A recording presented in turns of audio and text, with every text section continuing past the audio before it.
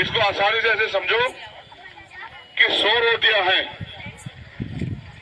10 लोग 90 रोटियों के मालिक बने हुए हैं और बाकी 10 रोटियों पे 90% लोग या 90 लोग अपने छोटे छोटे टुकड़े काट के जी रहे हैं। अगर हम इस देश में अपनी वोट की अहमियत को समझ लें और हम लोग राजकाज ले आए तो हमें भी इस गरीबी, बेबसी, लाचारी से मुक्ति मिल सकती। लेकिन हम धार्मिक स्थलों पे 2-2, 4-4 घंटे बैठ जाते हैं। हम 2-2, 4-4 घंटे इस बात में सोचने में लगा देते हैं कि हमारे जीवन से समस्या कैसे खत्म होगी, लेकिन हम 2-2, 4-4 घंटे राज लाने के लिए लोगों को तैयार करने के लिए नहीं लगाते। ये लोकतंत्र है। यहां जो कुछ भी तय होता है वो वोट से तय होता है। वोट जनता के पास है, लेकिन वही जनता भूखी है, प्यासी है, बिना सुविधाएं के है। ये नेता लोग आते हैं, वोट लेते हैं और चले जाते हैं। फिर अगले 5 साल बाद फिर आते हैं, वोट लेते हैं, चले जाते हैं। हमसे झूठे वादे, लुभावने वादे करते हैं, हमसे तरह तरह की बातें करते हैं, लेकिन वोट लेने के बाद कभी हमारी बस्तियों में नहीं आते।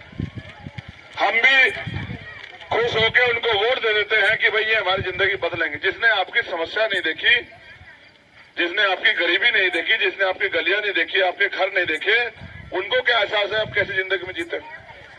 जिसने अपमान सहा हो, वही अपमान की पीड़ा को समझता है। जिसने गरीबी देखी हो, वही गरीबी को समझता है। जिसने कभी जो भूखे पेट रहा हो, वही भूख को समझता है। जो कभी बिना सुविधाओं का रहा हो, वही सुविधाओं के बारे में समझता है।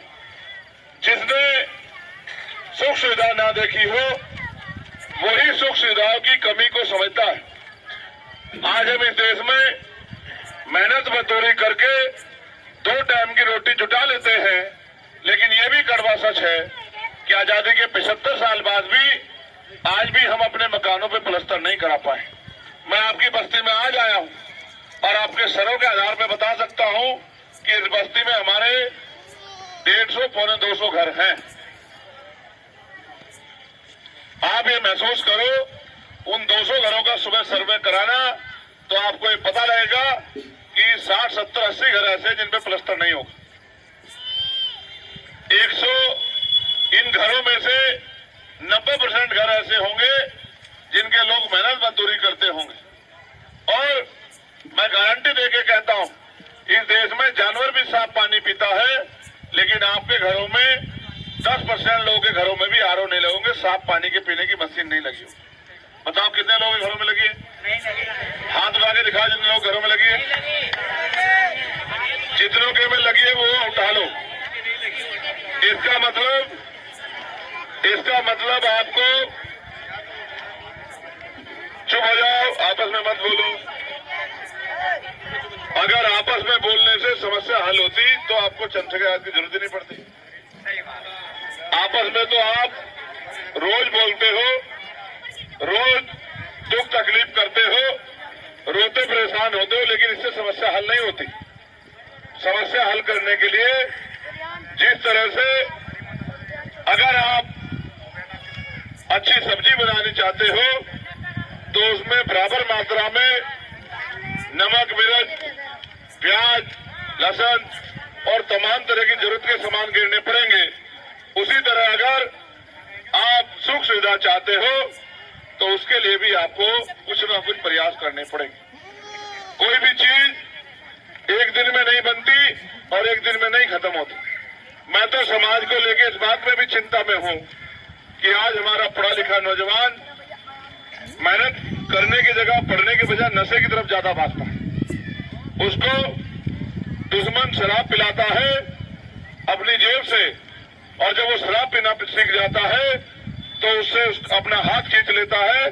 फिर वो जो कमाता है उसको शराब में लुटा देता है या घर के सामान को बेच बेच के शराब पीता है।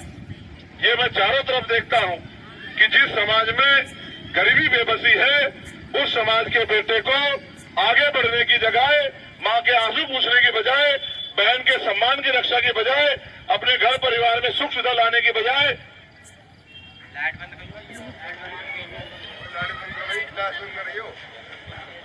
सुख सुविधा लाने की बजाय वो अपने जीवन में अपने व्यक्तिगत खाने पीने के बारे में सोचता है। इसका मतलब वो बेटा भी अब आज का आपका बेटा नहीं रहा, वो बेटा भी अपने बारे में सोचने लगा, वो भी आपसे अलग हो गया।